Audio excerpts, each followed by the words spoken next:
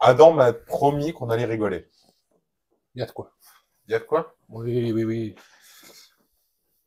On va commencer par une mise en situation sur l'actualité, puis ensuite on va voir en fait l'état d'esprit des gens qui veulent notre bien et notre bien à tous et à toutes et à tout. Parce que les villes, c'est pas juste des humains, c'est aussi toute une flore, tout un écosystème, et chacun d'eux a droit à sa chance, aux réussites, au succès et au bonheur. Vagabonde. On va pouvoir y aller. Allons-y. Allons-y gaiement. Voici le troisième sujet qui s'appelle... Les rats dans Paris, les vrais habitants.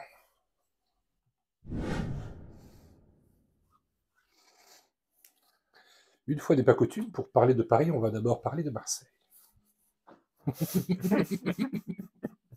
Tu vois, Toi, tu veux exciter les supporters. Paris et Marseille qui sont des villes jumelles pratiquement, identiques sous plein d'aspects. C'est la version live action de Ratatouille. Bah, d'ailleurs, on va l'appeler Ratatouille celui-là parce que c'est vrai que ce petit rat, il est mignon. Mmh. Oui, pris en flagrant délit. Il passe. Tiens, finalement, il a la même posture qu'Emmanuel Macron. Français française. Moi, j'ai réussi à Marseille. C'est ma ville.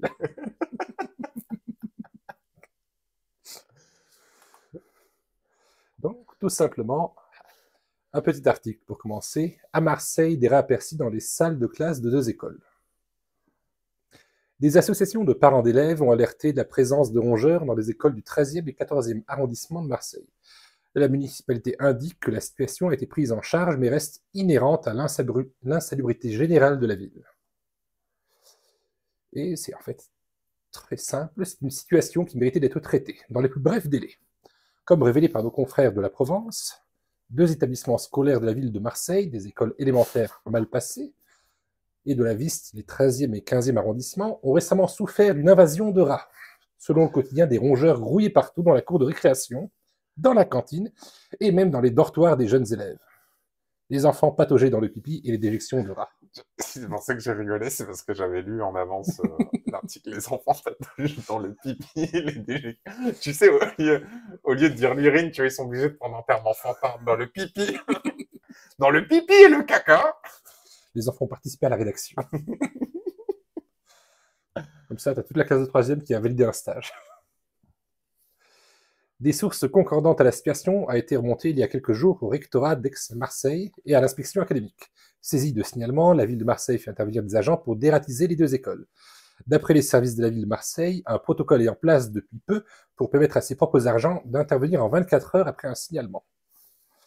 Dans les cas les plus difficiles, les entreprises privées peuvent être mandatées hors période scolaire pour déloger les rongeurs. Lorsque les nuisibles sont repérés, un protocole est mis en place. Nous intervenons dès qu'il y a un signalement. Détail au Figaro, Pierre Huguet, adjointe au maire de Marseille. Dans le cas de Malpassé et de la Viste, les problèmes ont été réglés, assure-t-il. Vous voyez déjà, il y a... Vagabond a fait des blagues. La situation s'est mal passée.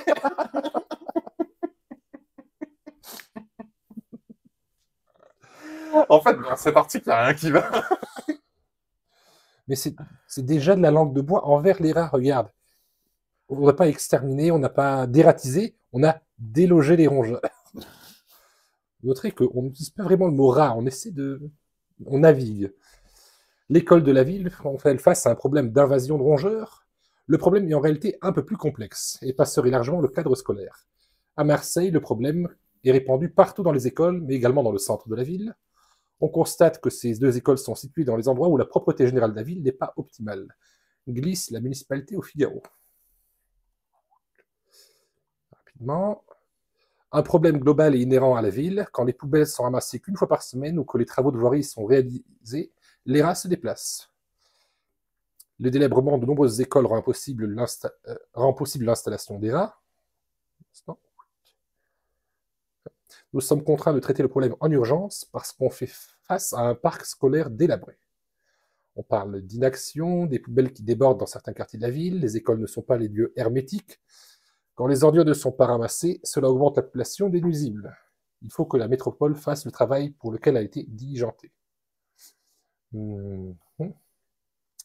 Cette problématique d'hygiène est la responsabilité de la ville de Marseille. Les poubelles des écoles ne sont pas gérées par la métropole. La dératisation, quant à elle, doit être menée par la ville. Les problèmes liés aux rongeurs ne peuvent incomber à la métropole. Globalement, c'est pas la faute de la ville. C'est la faute des rats. Ils n'avaient qu'à pas venir. Et en fait, ce qui se passe à Marseille ou à Paris, en fait, n'est pas du tout un cas isolé. On observe ça un peu partout en France.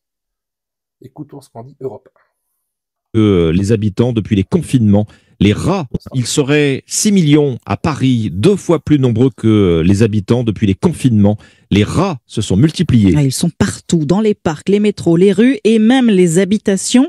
En un an, la Chambre syndicale de dératisation a enregistré une augmentation de 35% de ses interventions partout en France. Nina Droff a suivi un dératisement. On a une idée de business, là. Oui, mais je sais, ça me trotte en tête depuis... Pour les entrepreneurs, on a une idée de business. Chez un particulier dans l'Essonne reportage. C'est la partie commune à toutes les combles, c'est là qu'on entend les petits bruits, ça gratte. C'est comme si que ça courait, ça marchait. Ouais, c'est ça, exactement. Armés de lampes torches et de gants en plastique, les dératiseurs, Cyril et Thibault, inspectent minutieusement les combles de l'immeuble et il ne leur faut pas longtemps pour confirmer les craintes de Jordi. Et là, voilà, là on a plein de crottes. Hein. Donc là, il y a forcément une source d'entrée.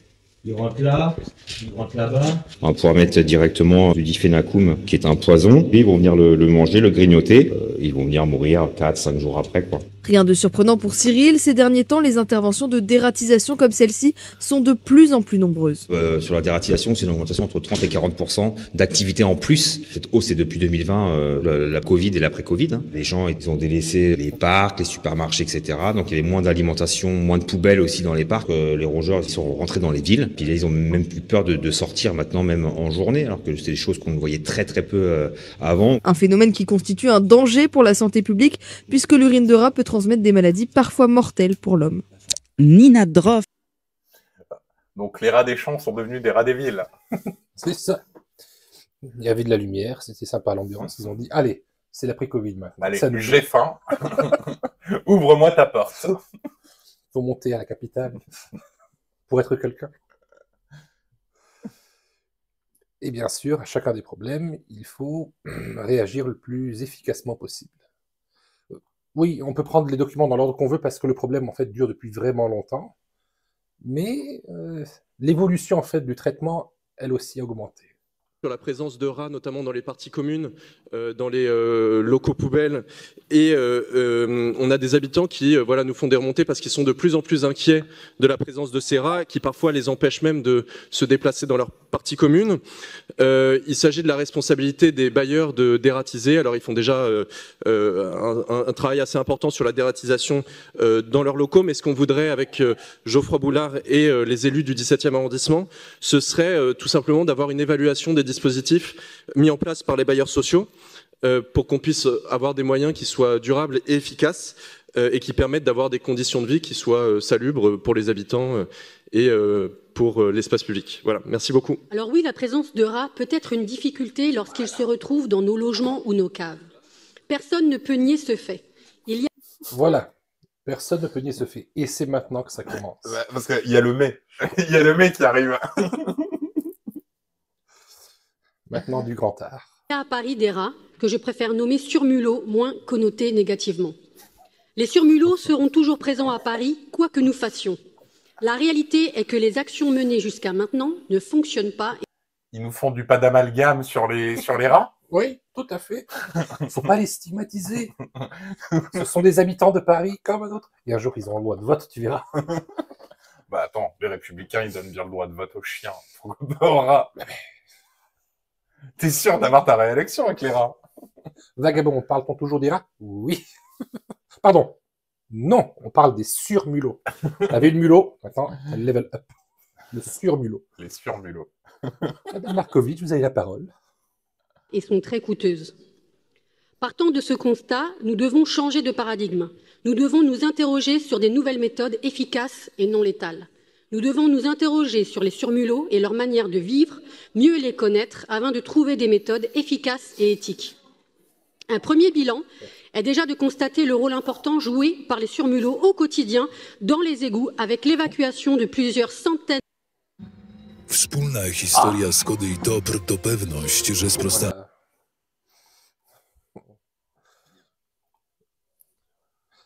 Elle est incroyable. Mhm. Europe Écologie Les Verts Animaux, c'est ça? Non, non, elle, c'est une conseillère, elle doit être, Mhm. ça doit être une proche d'Hidalgo. Mhm. De toute Oui, façon, on c'est va en parler de Hidalgo. De là, toute façon, c'est Hidalgo qui a commencé à appeler ça des surmulots. pour l'instant. Oui, Hidalgo aura droit aussi à son chapitre, vous allez voir, ça va être très plaisant. Ouais.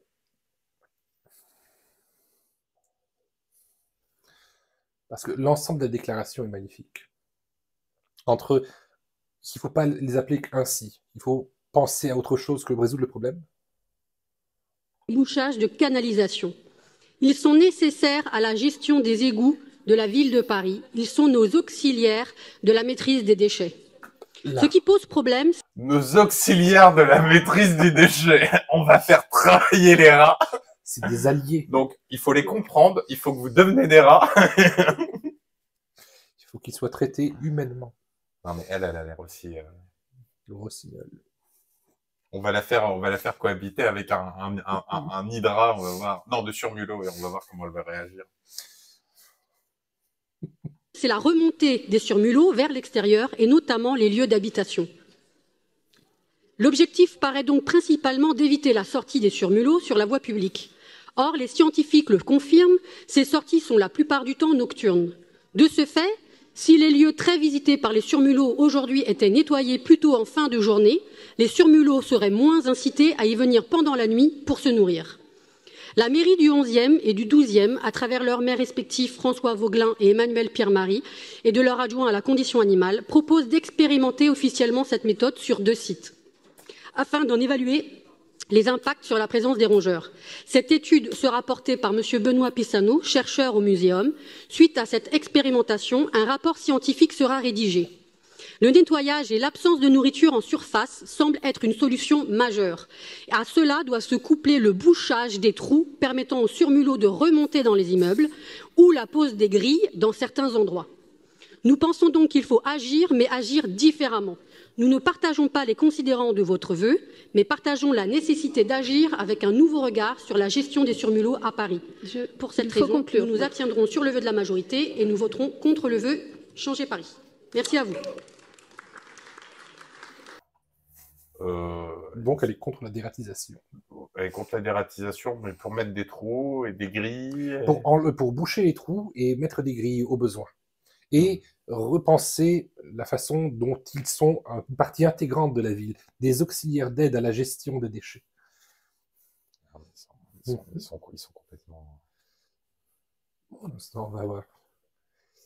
Alors, résoudre le chômage parmi la population des rats avant le chômage parmi les humains, disent des vagabonds. Oui, mais c'est des chômeurs actifs. Ils travaillent. L'avantage avec les rats, c'est que tu n'es pas obligé de leur donner un RSA quand ils ne travaillent pas. Ils sont toujours logés, nourris, blanchis. On dirait qu'on parle de squatteurs récalcitrants. Mais on parle toujours de rats, c'est toujours ça. Bien sûr, heureusement, il y a aussi la voix de la raison, ici sous la forme d'un communiqué de l'Académie nationale de médecine, qui pose les gens en fait très bien. Entre le bien-être du rat d'égout et la santé publique, faut-il choisir? Non mais sans déconner, à la base ça s'appelle un nuisible. Précisément. Précisément. Et maintenant, on va... Si les politiciens, au lieu, commencent à dire que c'est un auxiliaire d'aide à la gestion des déchets de la ville... Si on commence à employer la novlangue... Mais ils en parlent en plus, parce que l'Académie a fait des choses intéressantes. Le rat d'égout prolifère de façon inquiétante dans les grandes villes, en particulier dans la capitale.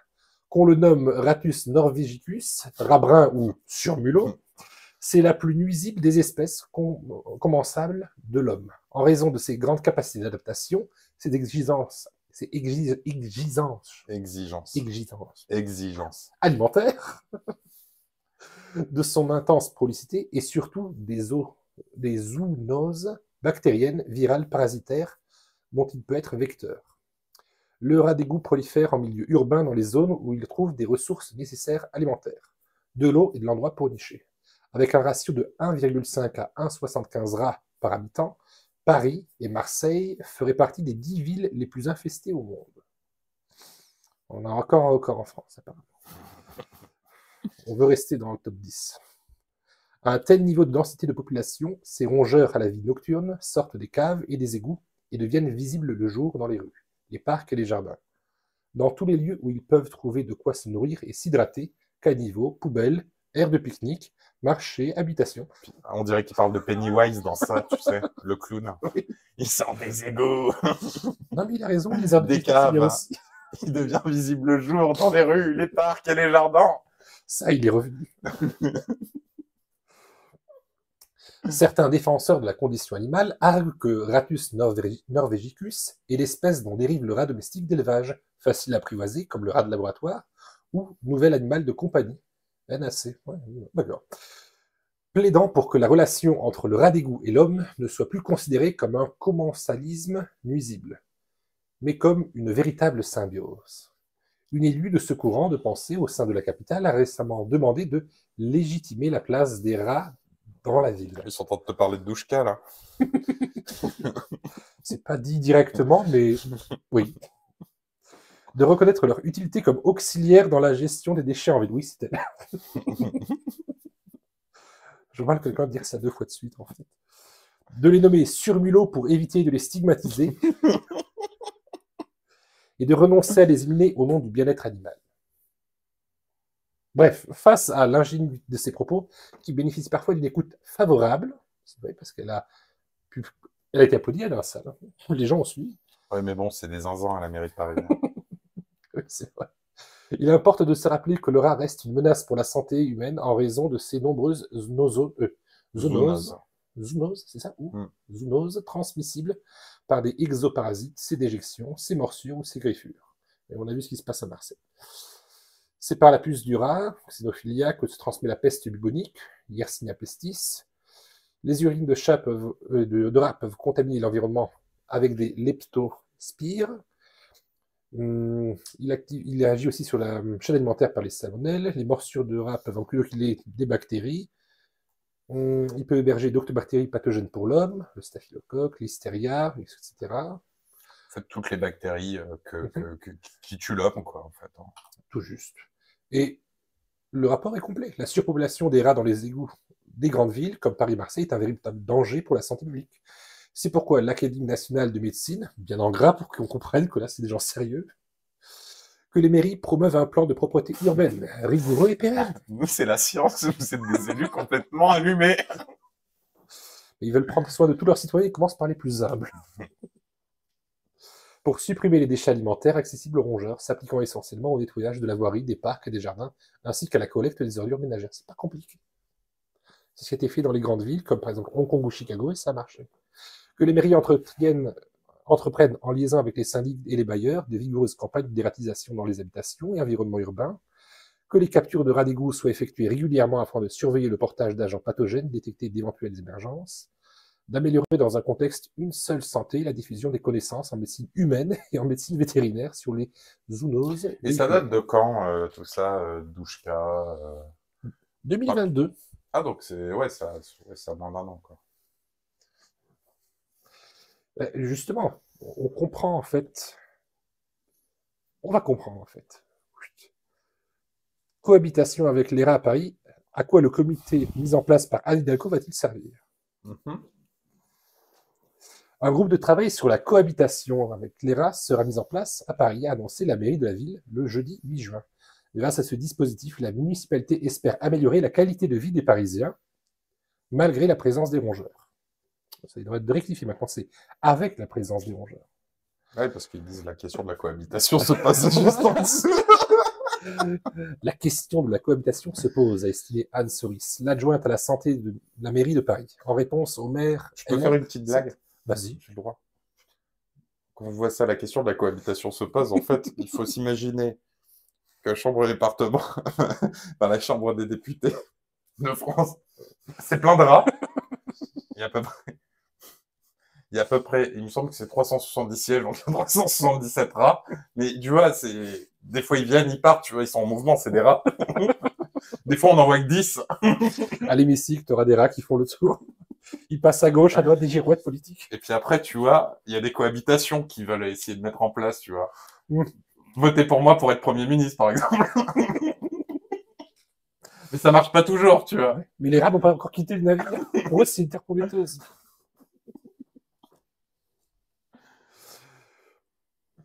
Jeudi 8 juin, l'élu de la mairie De la mer. l'élu de la maire Hidalgo a annoncé lors du Conseil de Paris la mise en place d'un groupe de travail sur la cohabitation avec les rats dans la capitale. L'objectif de cette communauté, a développé Anne Souris. Non, mais attends. Anne Souiris, pardon, Souiris. Ouais, non, mais je suis désolé. Mais tous les noms depuis tout à l'heure, j'ai l'impression que c'est des sketchs, quoi.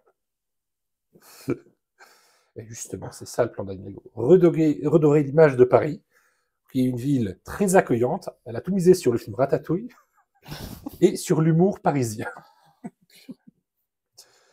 L'objectif de cette communauté est d'être à la fois le plus efficace et de faire en sorte que ça ne soit pas insupportable pour les Parisiens. Le groupe de travail sur cette cohabitation entre rongeurs et Parisiens servira notamment à miser davantage sur la prévention et la verbalisation des habitants.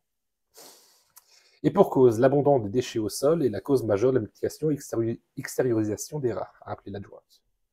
Les rats ne sont pas un problème de santé publique. Contrairement à ce que disait le rapport, évidemment, de l'Académie de médecine. Elle a peut-être de meilleurs experts. Cette nouvelle a été saluée par l'Association de défense des animaux, Paris Animaux Zoo Police, qui milite pour l'usage des méthodes non létales contre la prolifération des rats.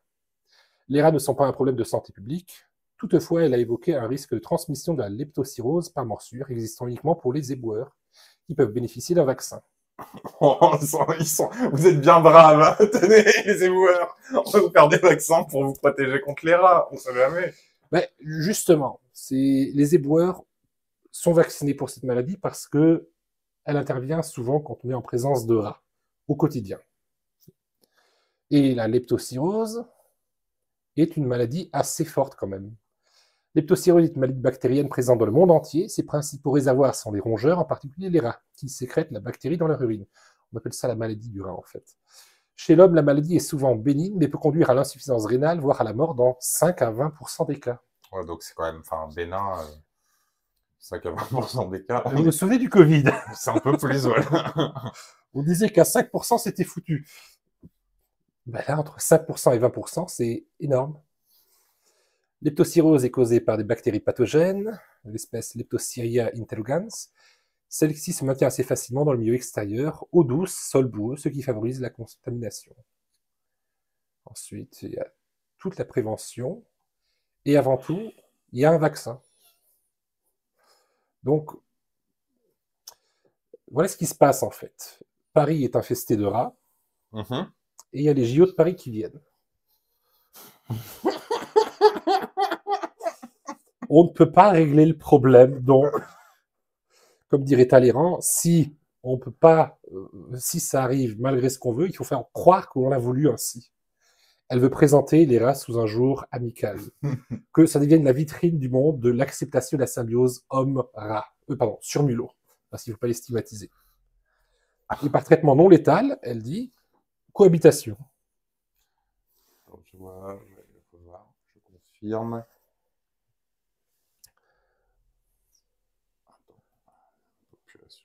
Chômage parmi les humains. Il y a une bande qui dit apparemment il y a un vrai débat entre nous et eux. Je confirme, le sujet permet vraiment de finir avec une bonne humeur ou au moins humour noir. Vagabonde. Dire qu'il faut un communiqué officiel de la part des médecins pour dire quelque chose qui relève du bon sens. Encore une fois, les politiques déconnectés de la réalité. Et justement, c'est parce qu'en fait, ils en ont marre. Ils en ont marre qu'on parle à leur nom. Non, mais ils prennent les méthodes de la Macronie. Si les médecins disent quelque chose, on s'en fout. Anne Souris, qui veut cohabiter avec des rats en interrogation, c'est une infiltrée. Elle est la parole officielle. Anne Souris. Mickey Mouse devrait faire une apparition. Donc, avant, quand on allait dans certains pays, on disait qu'il faut faire vos vaccins. Maintenant, quand vous irez à Paris, vous devrez faire vos vaccins aussi. Ce sera plus sûr. Quand même Paris, parmi les 10 villes les plus ratisées, c'est ça, du monde.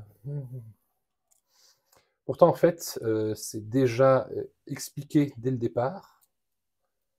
Il suffit avant tout de promouvoir un plan de propreté urbaine. Et ça, ils n'y arrivent pas à Paris. Ou alors, ils n'y arrivent pas, ou alors il y a différentes choses qui font que ce n'est pas fait comme il le faut.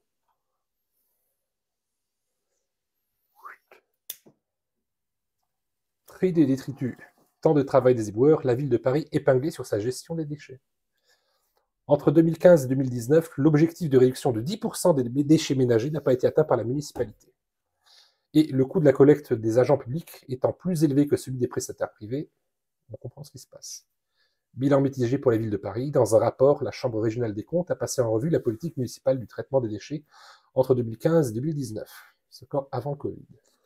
Si le taux de tri des déchets atteint 40%, objectif fixé par la mairie, de faire baisser de 10% les déchets ménagers n'a pas été rempli. La quantité des déchets alimentaires encore emballés a augmenté, le passant de 11 à 13 kg par an et par habitant, ça le double de la moyenne des Français. À Paris, en fait, on gaspille encore plus. Les déchets dits occasionnels ou encombrants aussi ont été en hausse, de même que les dépôts sauvages, et ce malgré 100 000 PV dressés par an. L'absentéisme en baisse chez les éboueurs. Bon, les bons rats pour retrouver un bon moyen aussi d'accès, quoi. Un bon chat, bon rat. Du côté du personnel, le rapport souligne une baisse du taux d'absentisme chez les éboueurs, passant de 13,9 en 2017 à 11,48 en 2019. Mais le mouvement inverse s'est observé chez les conducteurs de bennes. Donc, l'absentéisme a juste migré. La Chambre régionale des comptes pointe par ailleurs le nombre d'heures annuelles travaillées par les agents entre 1460 et 1585, bien qu'inférieur aux 1607 heures exigées par le protocole. En fait, la gestion des déchets à Paris, c'est une vraie catastrophe. Enfin, c'est le coût du ramassage des déchets qui est critiqué par les magistrats. La collecte effectuée par les agents municipaux dans 11 arrondissements parisiens a un coût plus élevé que celle confiée à des prestataires privés dans les autres arrondissements, avec 144 € par tonne de déchets pour les premiers, contre 124 pour les privés. Et c'est ça, en fait, le point d'orgue. C'est que Anne Hidalgo a une façon de gérer le budget bien à elle. Oui, ça on l'a déjà vu. Mais là, justement... Entre ses frasques à Tahiti... Oui, mais je parie que dans son hôtel, c'était rangé. On aurait dû lui balancer... C'est ce qu'ils auraient dû faire, les Tahitiens, lui balancer des surmulots dans sa chambre. On apprend à cohabiter avec eux. Elle aurait pu dire « Je suis heureuse de cohabiter avec un surmulot dans ma chambre », dans l'exemple pour l'ensemble des Parisiens. Vagabonde. Ou alors c'est un complot de la SPA qui veut se débarrasser des chats abandonnés. Vous avez des rats, adoptez un chat. Ben, en fait, les chats pour les souris, ça marche encore. Pour les rats, c'est un peu plus gros. Oui, voilà. Un plus gros calibre. Il faudrait apporter alors des surchats. Des surchats. On lâche des panthères dans les égouts. Prenez un Maïkoun.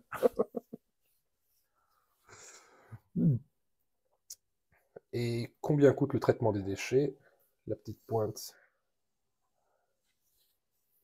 Le travail colossal que représente la collecte des déchets, tâche immense qui coûte cher, ce budget est même en constante augmentation et surtout, il varie selon que la gestion soit publique ou privée. Explication Aurélien Fleureau pour Europe 1. Plus de 20 milliards d'euros par an, c'est le coût de la gestion des déchets en France, selon les derniers chiffres d'Eurostat. Une dépense multipliée par 2 en 20 ans, en raison notamment de l'application des nouvelles lois sur le tri des biodéchets et des déchets recyclables. Le financement se fait sur le principe du pollueur-payeur. Plus de la moitié des coûts reviennent aux entreprises. Ensuite, ce sont les ménages et les administrations publiques. Pour les collectivités, le coût ne sera pas le même selon que le prestataire soit public ou privé. La Chambre régionale des comptes a mis en exergue l'an dernier un rapport de la ville de Paris qui démontre que la tonne de déchets coûte 124 € si elle est enlevée par une entreprise privée et que cela varie de 144 à 344 € selon le type de déchets quand il s'agit d'agents publics. Un surcoût qui s'explique notamment par des absences à répétition, des arrêts maladie dans certaines collectivités, mais aussi par des grilles de salaire différentes dans la fonction publique. Et pour une meilleure efficacité, la Cour des comptes préconise de confier aux régions la gestion des déchets ménagers du quotidien, qui représentent 12% de l'ensemble des déchets produits en France, mais plus de 60% des dépenses. Aurélien Fleureau. Peut-être c'est ça en fait. Comme les trésoreries des régions seront à sec, c'est une de leurs rentrées d'argent, donc il faut faire des économies sur le traitement des déchets. Oui. Et en plus, les lois maintenant obligeant à augmenter certains standards dans la gestion des déchets en faisant doubler en fait les coûts, ben, notre pauvre maire de Paris est débordée. Et elle ne peut pas gérer tout ça. Donc pour les JO de Paris, on connaît déjà la mascotte. Le surmulot. Le surmulot. Pour battre tous les records. Une idée, hein. Si les gens veulent manifester sur les JO de Paris, il faut faire des pancartes avec des rats, faire des surmulots. Mais le projet est génial. Au lieu de dire que... Je veux pas stigmatiser les rats, donc désolé, je m'excuse. Je suis un homme... On mettra un trigger warning à la début de la vidéo. Il faut que je me déconstruise sur ma vision du rat et en les caractérisant de surmulot. Je voudrais surtout pas les offenser. Du Ratus norvegicus pour rester politiquement correct. Voilà. Et ça va être ça, justement. On aura tout le monde qui viendra à Paris pour voir la beauté de la ville lumière. Et on expliquera que non, c'est pas des rats, ce sont des surmulots qui sont domestiqués et qui sont des auxiliaires d'aide à la gestion des déchets. Et on a vu comment la gestion des déchets est faite. Les étrangers qui vont venir à Paris vont encore nous prendre pour des zinzins. Bon, je veux dire, c'est un truc parmi d'autres. Hein. Oui, ce sera un truc parmi d'autres. Là, on voit déjà comment est gérée la ville de Paris pour les déchets. Alors, si ça, c'est leur auxiliaire d'aide à la gestion des déchets. On n'a plus confiance aux gens. Et ça, c'est juste ça pour les JO, tu vois. C'est un petit truc. Parce qu'il y a eu des villes qui avaient une infestation de rats et qui ont réussi à le gérer. Par exemple, le Hong Kong l'a fait. La ville aussi de Chicago, une invasion de rats massive. Ouais, ça a tout simplement été restaurer la gestion de déchets correctement. Ça a annulé tout le problème. Mais à Paris, ils s'en sortent pas. Entre les institutions publiques qui coûtent plus cher que le privé, entre, comme ils disent, les retards à répétition et les lois qui augmentent de plus en plus pour interdire ceci, obliger cela, ils s'en sortent pas. Voyons. Vous avez des rats, adoptez un chat. Vagabond encore, c'est juste des gros mulots, ça va. La panthère rose en mission d'ératisation à Paris, bientôt sur vos écrans. Mickey Mouse n'a qu'à bien se tenir. Déjà que les Français pas connus pour leur hygiène impeccable, là on s'enfonce dans le stéréotype. On va faire la pub de la France, là. Les JO, ça va être merveilleux. Lancer de mulots. Non, mais franchement, j'ai hâte de voir ce qui va se passer parce que je crois que ça risque d'être un moment. Je pense qu'on va même faire une nouvelle vidéo. J'ai hâte d'être à cet été. Anne Hidalgo a quitté Twitter récemment parce qu'il disait que c'était... Je sais déjà qu'on va faire une vidéo là-dessus. Oui. Les événements ne sont pas encore passés. Une seule. On fera les chroniques. Le lancer de javelot a réussi à transpercer 4 surmulots. Le village olympique apprend la symbiose interespèces. Et parce que les sujets avant étaient un petit peu plus difficiles, on finit sur quelques notes Twitter plus heureuses. Ah, ça cache Paris déjà. Stop au rat à Paris. Conseil de Paris. Une élue écolo parle de surmulot plutôt que de rat. Que moins connoté négativement. Non, on va la surmulophobie. C'est ce que je t'ai dit. C'est un truc pour hommes. Faut déconstruire les hommes. Faut pas déconstruire. Non, j'avoue, j'ai un blocage au niveau de ça, parce que je suis surmulosceptique, en fait. J'estime que c'est l'exploitation des pauvres auxiliaires de gestion des déchets.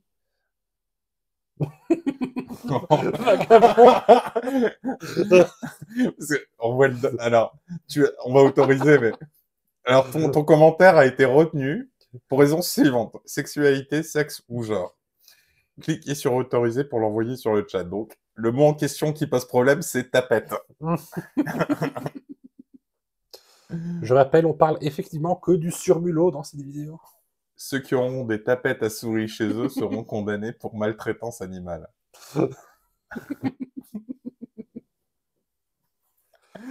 Ouais, en fait, ceux qui ont des tapettes à souris chez eux empêcheront la gestion correcte des déchets de Paris.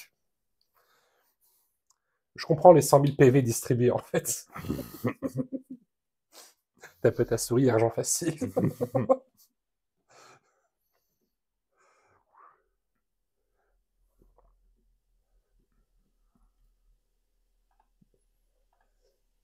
C'était pas le sujet de leur vidéo, mais c'est devenu le sujet de la nôtre. Pas, il y a beaucoup de gens qui ne sont pas.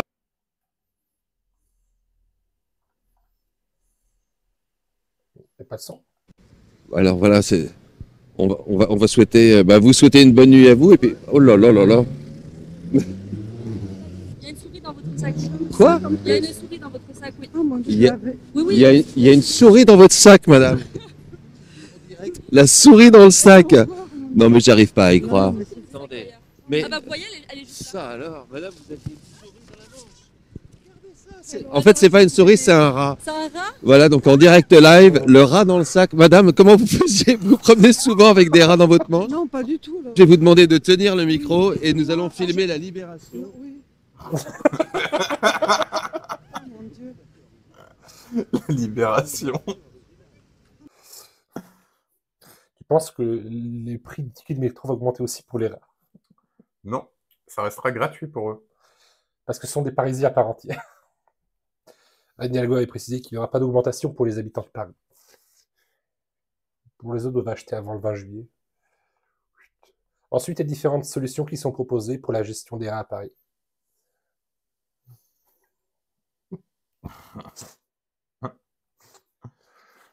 On a essayé le faucon, mais c'était un peu trop cher quand même à l'exploitation.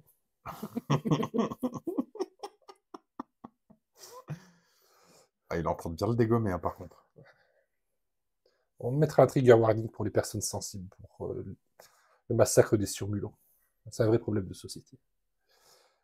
Une solution un peu plus économique, on remplace les faucons par des mouettes.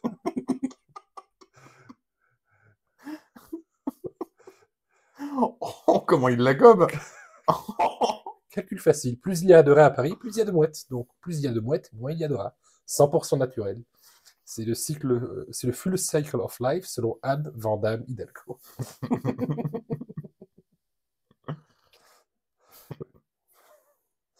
On l'a dit, hein, pour les chats, un surmulot, c'est déjà trop fort, mais une mouette encore sentir. En plein cœur de Paris, c'est beau la nature. Et pour terminer, une petite morale de Coluche qui revient assez fréquemment quand même dans nos émissions. J'adore, ce sont des rats. Hop, atteint à Paris avec la reine des rats Hidalgo de service, incapable, mais qui prend des vacances à nos frais. On vous renvoie à notre vidéo, vacances à vos frais. Coluche. Ce sont les métiers dits sales, comme éboueur ou égoutier, qui contribuent le plus à la propreté. Et paradoxalement, ce sont les professions de prestige, comme politique, financier ou responsable, qu'on trouve le plus d'ordures. Coluche. C'est une belle citation. Ouais. De fin. Je pensais mettre celle d'Anne Hidalgo où elle dit qu'elle quitte Twitter parce que c'est un égo à ciel ouvert, ou un truc comme ça. Mais on va pas taper sur l'ambulance, elle a bien d'autres problèmes. Elle doit déjà se justifier sur ses frais de gestion de vacances. C'est ça. Vagabond, merci pour le ban des bots. Les radars de vitesse, c'est pas assez efficace pour remplir les caisses de l'État. Merci pour les PV, pour les poubelles. Ils prennent l'argent là où ils peuvent. 2 secondes. C'est lunaire, des rapaces à Paris contre les rats. La France avait une belle tradition de la fauconnerie à une époque. Mais ce serait une méthode moyenâgeuse pour régler un problème moyenâgeux, oui.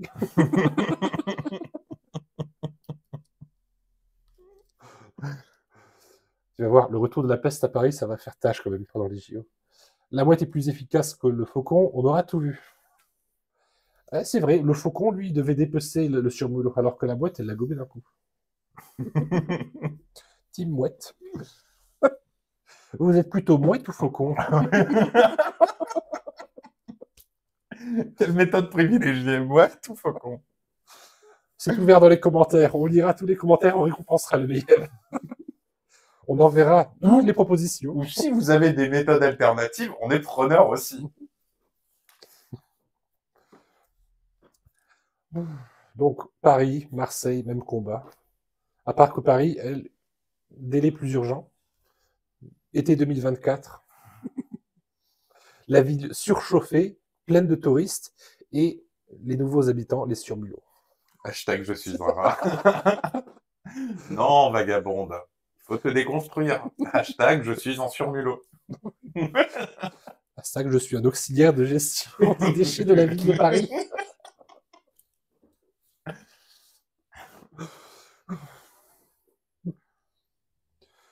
Non, la citation de Coluche est mieux que la dernière citation d'Anne Hidalgo. On va s'arrêter là. Pour les nouveaux venus, nous invitons aussi à vous abonner sur la chaîne. Sur les différents liens que vous voyez ici, ici en haut.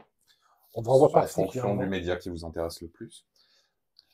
La vidéo sur vacances à vos frais pourra vous ouvrir les yeux sur d'autres aspects de la gestion de la mairie de Paris. Parce qu'il n'y a pas de raison. Pas que. Pas seulement. Aussi, vous verrez aussi dans cette vidéo la difficulté de l'inflation. C'est nos politiciens. C'est difficile pour tout le monde. Nos pauvres politiciens sont trop peu payés, je pense. Ouais. L'inflation, il la L'année prête de plein prochaine, il fouet. faudrait quand même leur donner une augmentation de 30%. Je pense qu'il faut arrêter l'indécence. Oui, oui. Faut qu'ils arrêtent de travailler à perte.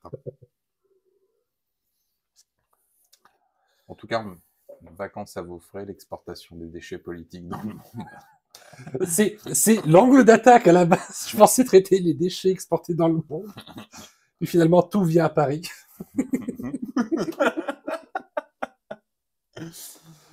Et on voulait vraiment finir sur quelque chose d'un peu plus joyeux, si on peut dire ça comme ça. Parce que le live était quand même aussi grave par moment. Voilà. Donc. La boucle est bouclée. Bien, merci beaucoup. Ouais. Si vous avez encore des commentaires, ce sera alors dans les commentaires de la vidéo YouTube, qu'on lit et auxquels on répond, quel que soit votre bord. Et nous vous donnons rendez-vous donc la semaine prochaine sur notre chaîne Twitch à 19h, mercredi. On vous souhaite une bonne fin de soirée. Et Et à une très bonne bientôt. nuit. Au revoir. Au revoir.